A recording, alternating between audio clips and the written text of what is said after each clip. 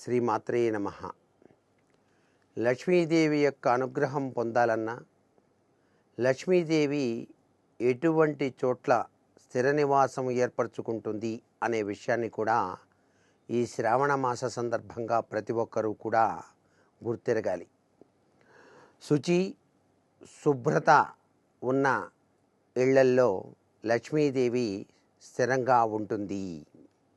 దేవతా పూజలు జరిగేటువంటి ఇళ్లలో లక్ష్మీదేవి స్థిర నివాసం ఏర్పరచుకుంటుంది. చదువు ఉండే చోట కూడా లక్ష్మీదేవి ఉండి తీరుతుంది.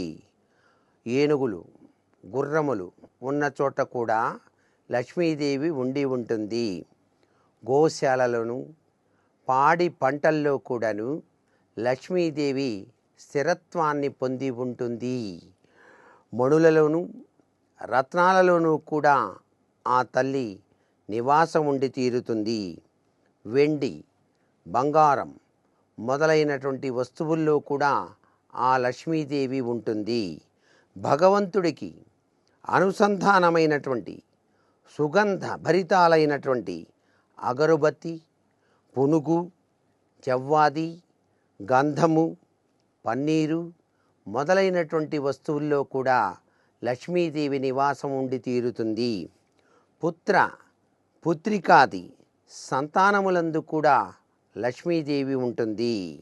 సత్పురుషులైన బంధుమిత్రాదులతో కూడా లక్ష్మీదేవి ఉంటుంది. గృహముల్లోనూ తోటల్లోనూ పంట పొలాల్లోనూ లక్ష్మీదేవి ఉండి తీరుతుంది. వేదాంత వేత్తలను వేద వాగ్మయములు చదివినటువంటి వారను వేద ఘోషతో గృహంలోకి ప్రవేశించి తన వేదాన్ని చక్కగా వల్లించేటువంటి ఉద్దండులైన బ్రాహ్మణోత్తములను సత్కరించేటువంటి వారి ఇంట లక్ష్మీదేవి స్థిరత్వం కలిగి ఉంటుంది సుమా.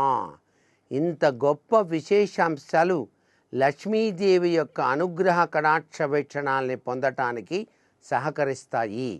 సర్వే జనా సుఖినో భవంతు.